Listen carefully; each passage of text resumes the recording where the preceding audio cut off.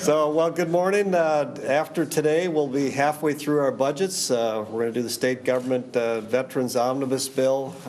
Very excited about moving forward and getting these budgets done so that we can get into the conference committee. We're on target. We're on time.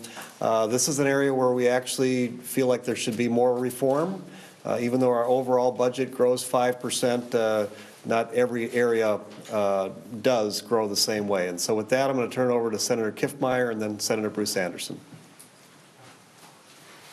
Thank you very much, Mr. Majority Leader. Senator Gazelka, glad to be with you all today. So on the floor today of the Senate chamber will be the State Government Policy and Finance and Elections Bill. So our theme, our major focus in this particular bill has to do with reform. Of note, under reform, you will see much language in regards to Minnesota IT.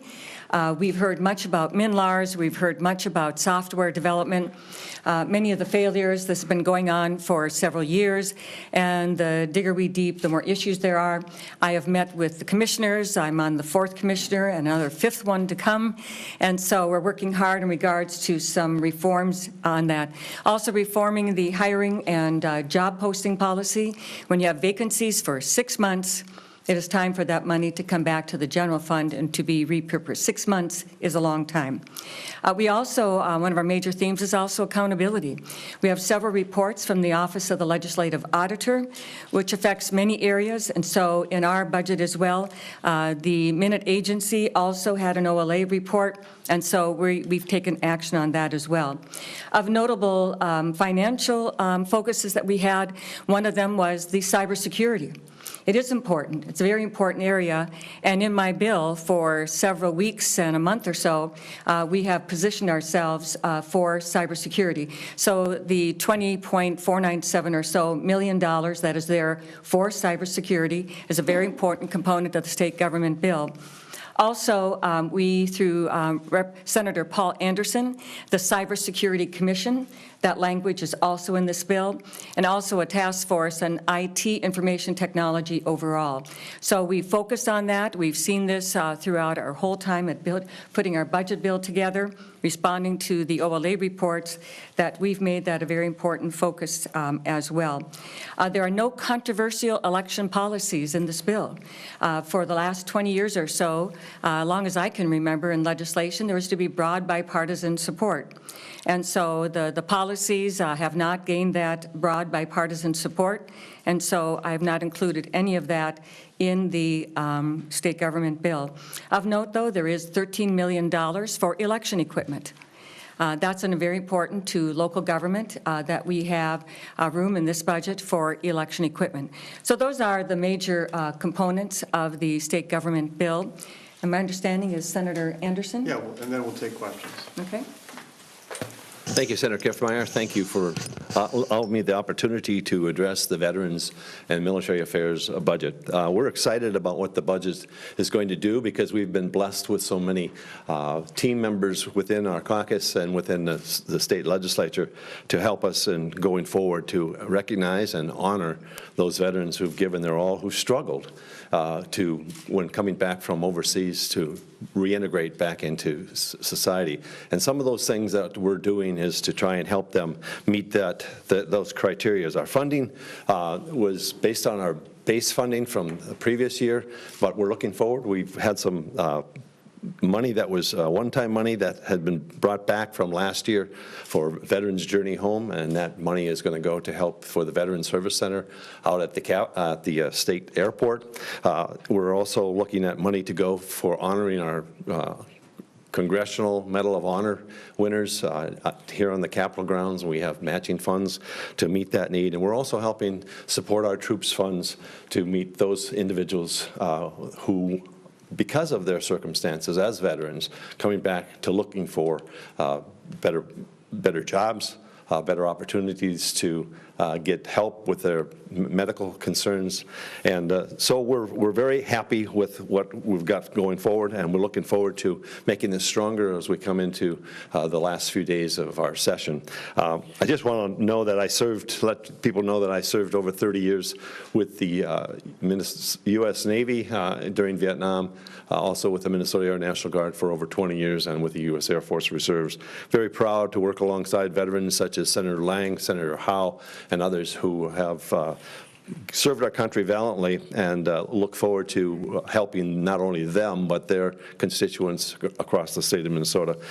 We have a great bill. We're recognizing the POW MIA Day. We're also having a bill that's going to recognize All American Allies Day for those allies who fought valiantly alongside our veterans in Vietnam. And we're also recognizing Senator Hall's bill, Veterans Suicide Awareness Day. That'll come up in the fall.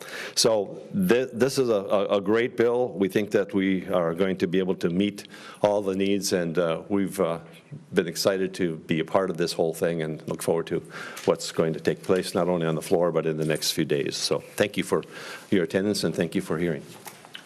Questions? Has everything been heard? Has everything inside these bills, the policy aspects, been heard in your committee or another committee? Just to respond to that, yes, it is my understanding that all of these, or portions of them, have been heard in a number of committees in a variety of ways. Some of them, like on the minute reform, there was the Legislative Audit Commission hearing, then there was a committee hearing, and then there were bills that came out of it afterwards. So there often were multiple times of hearings. Anything been substantially changed from committee level to where it is in your bills?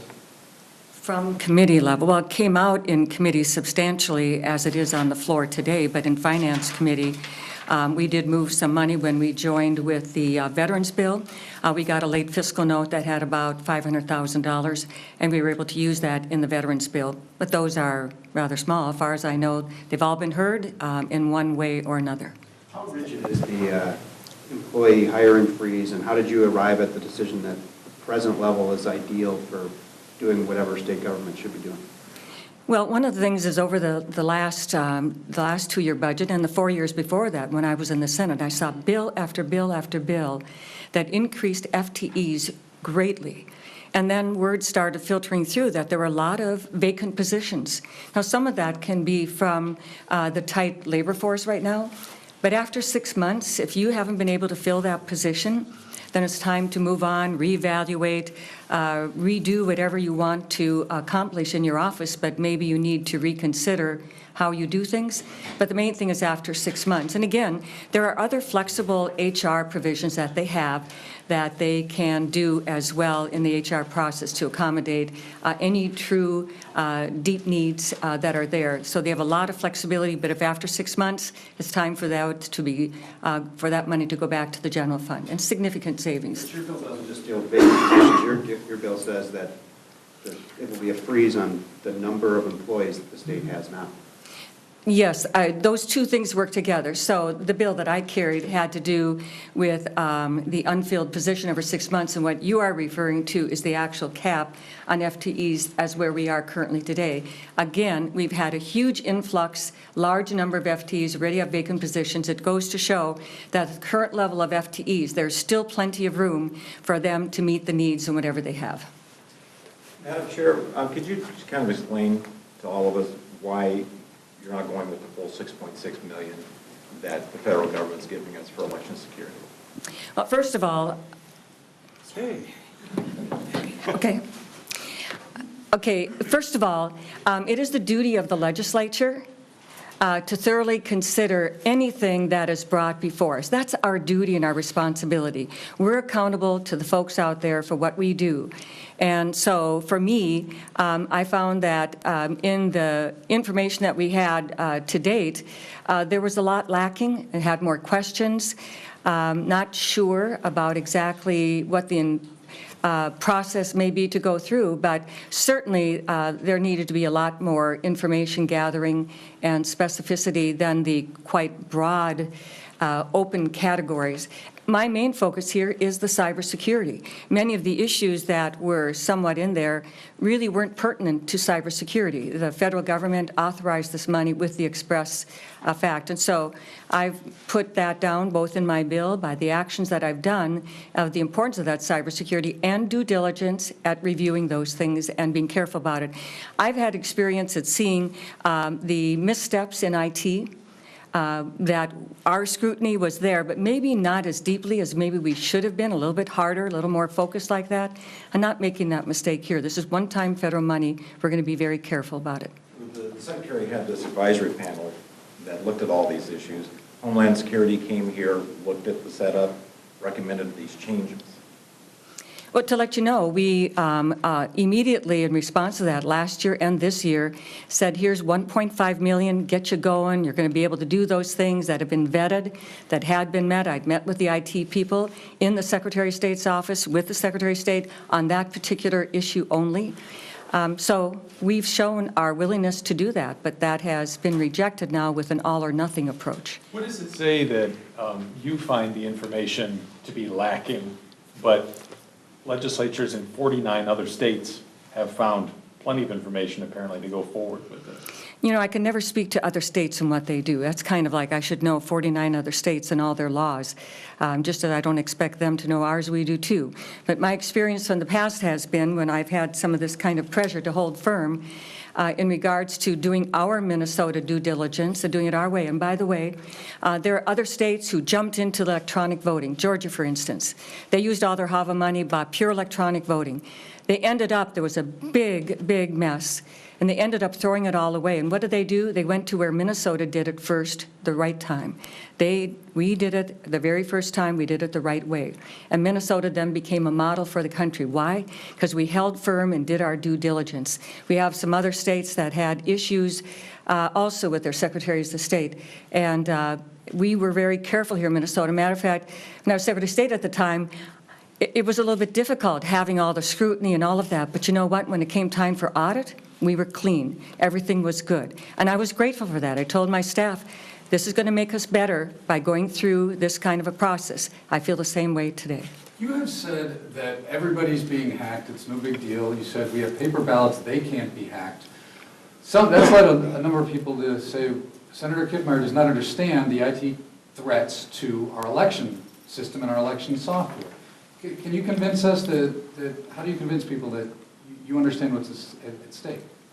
Well, because I've shown it by my words, even before this controversy in regards to putting cybersecurity as number one on our agenda, the Cybersecurity Commission. I mean, I've done that, and it is a big deal. Now, there was a verbal conversation over the phone that someone construed to kind of cobble things together. In my entire conversation, remembering what I had said, and my husband was in the room with me, I talked about the importance of cybersecurity. I talked about the importance of that, but it also said, if we are so naive as to think that there aren't people out there all the time attempting to hack us.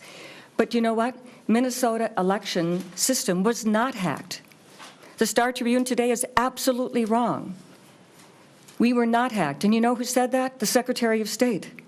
Secretary of State said, we were not hacked. But I will tell you that even during my time, the attempts all the time, yes, there are attempts all the time. And it is a big deal to have these attempts and to deal with it. That's why I put cybersecurity, $20 million plus, into my bill before. That is why we did the Cybersecurity Commission before. This is not news to me. I did cybersecurity in my office. We did many levels of security, staff, administrative rights, multiple backups, all those things. I lived it, and I did it. So absolutely, I get it. But being misquoted or taken out of context and construing it to that way is absolutely not right. What do you think is explain what you see as the fundamental vulnerability or risk to some cybersecurity in our election system? The greatest vulnerability for any cyber area is ignoring it. And so that has not been done by the current Secretary of State, was not done by previous secretaries. We paid attention to it. We acknowledge it. The biggest risk is when you think you're safe and you don't have to pay attention. People being aware that this is a risk is the most important security portion of it. You're vigilant, you're paying attention. Security in general, see something, say something, be vigilant, know where you are, be conscious of that. But it isn't just the digital world, it's also staff and others as well that I think are really important. And I think that in the cybersecurity world, I've demonstrated, I've lived it, and its importance. I'm sorry, I was looking for specifics because your statement yesterday referred to paper ballots and said they can't be hacked, That's which right. seemed to imply that our voting system is impervious to an attack. And I was Well, again, you're construing. Now, I made a very specific, concrete statement about paper ballots and the importance of that. And as I said, security is more than just in this digital world. We have paper ballots, and I want to tell you, that is an area that is the gold standard, not just a paper trail or a paper replica that is stored in some machine somewhere. Actual paper ballots that enfranchise every single Minnesota voter. They see it, they feel it, they know it. That is a very important component of the whole area. And I just thought to the general people out there, it's very important for them to recognize that. I want to make a comment first, just related to that, because we, in our negotiations early, we said we'll release the dollars that we promised last year. If we had done that, that would have happened in the first month or two. Once it became, let's have all of the money, then we said, let's make sure that we vet it properly. We've got the whole session to do that. Secretary Simon said we were the 8th safest state. It wasn't, it was important that we did it through the process like we normally do. It will get done, as will the money that's related to reinsurance. I mean, that's another thing that we should be writing a lot about. Why aren't we doing that? That's could destabilize the market. But I'm also confident that that will get done. Why are we not funding the deputy registers like we passed? But I'm fairly confident that will get done. So these are all going to get done. We got less than a month to go, and Senator Kiffmeyer, in her past experience, wants to make sure that we get it done right, and that's her job. But my commitment as leader and looking at some of the end games or all of these big things that I mentioned and more, they're going to get done. The governor says that election security should not be part of end-game negotiations. Well, that's why I'm telling you it's going to get done. Reinsurance should have been either, frankly, and deputy registers shouldn't have been either, but they are. And but I'm publicly saying I think all of those things are important. I'm saying they're going to get done. I believe will think they'll get done as well. And so it's the nature of the last month. Is a provisional voting system part of your desires for spending some of this money? Is that in play with your caucus? I'll speak for myself first. As far as provisional ballots, we're only one of about 4 or 5 states that does not require that if somebody comes in and votes and there's a red flag that they shouldn't be voting, they get to cast a vote. With provisional ballots, you would not be able to cast the vote. You'd cast a provisional ballot, and then if you were legitimate, you'd get to vote. Why we're one of only 4 or 5 states that don't do that yet? I'm not sure, but I will let Senator Kiffmeyer talk about that, but that is a discussion point among hundreds of discussion points. Madam Chair, can you talk a little bit about your bill in the context of Minute specifically and the problems that agency has had, and what's the general approach towards resolving what some say have been ongoing problems? Thank you very much for that question. Absolutely. With Minute, there's a fundamental flaw within the agency itself. Okay, and so what I saw over the process, and I've done government software, so I've done 3 major projects at least. The process of doing a software project by most any standards are very specific. Your business rules rule. You take a look at this underlying statute, you review all of that. That was not done. There's a lot of basic 101 process that should have been done here. The other thing is, what we kept seeing is, if you notice, 2 agency heads.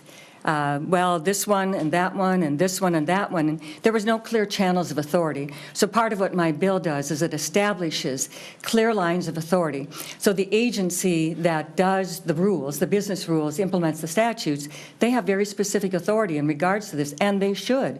Right now, they are so disempowered. They are just kind of going along and hoping for the best. They do not have the power or the authority, but they have all the responsibility. Those are just a few highlights of what we've done, but the Office of the Legislative Auditor did a very good, in-depth, very valuable report on that, and so we're implementing those things as well, and we're very grateful for the auditor's work. Does the bill do anything specifically on mid-large?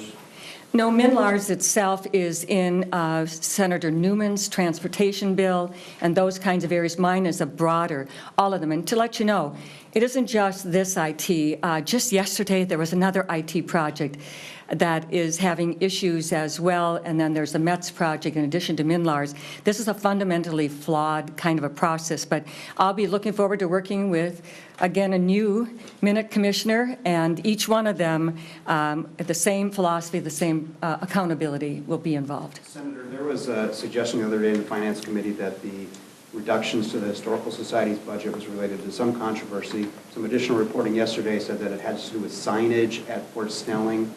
Are those connected, and what can you say about driving down the budget for that in relation to some signs? Well, in addition to all of the other agencies that received reductions, so we're making sure that people are accountable for the money that they do spend.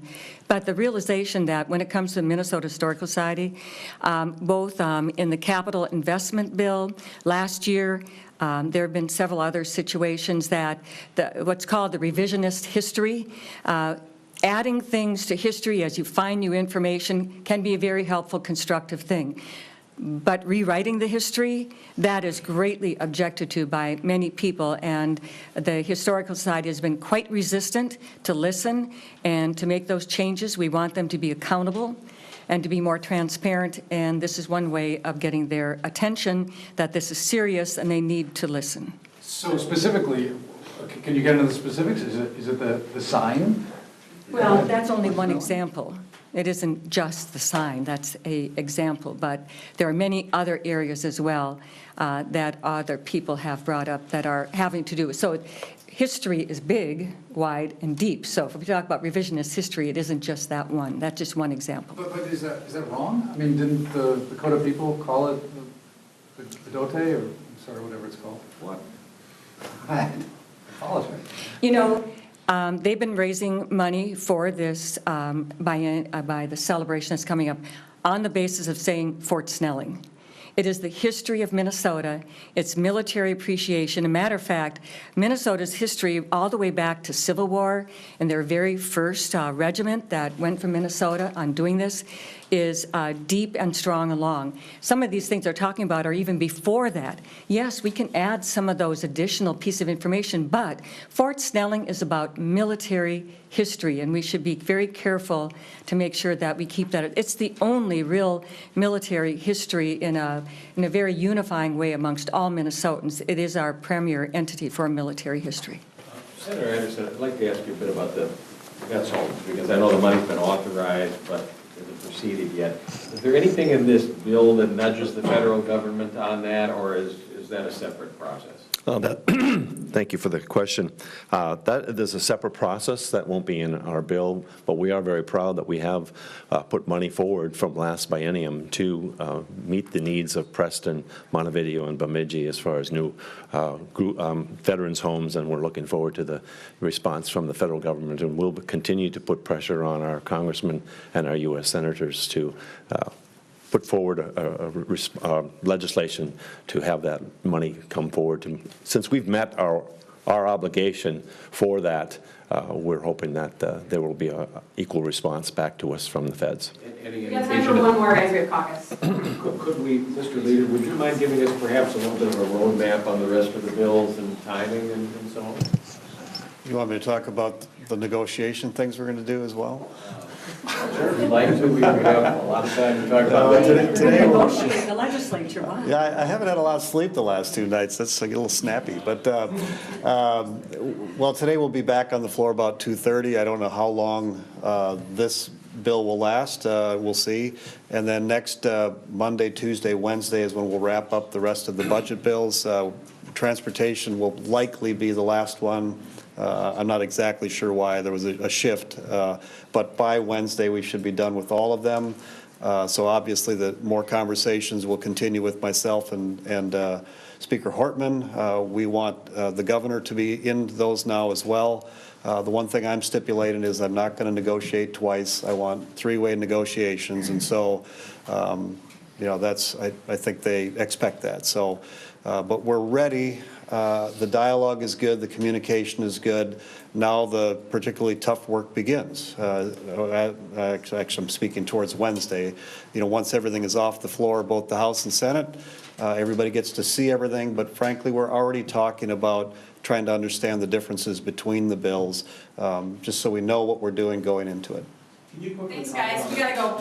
One more for you, just for you. The tax incident study and the impact of the Walls proposed taxes. Well, the tax incident study that came out from the Department of Revenue, the governor's agency, is telling. And so when we are doing a middle-class tax cut, his tax proposal actually attacked the middle class. And so it really is something we'll have more conversations about, but I love when we have data that points to it, and frankly, it's data from the Department of Revenue, so nobody can say it's fake news. So, thank you.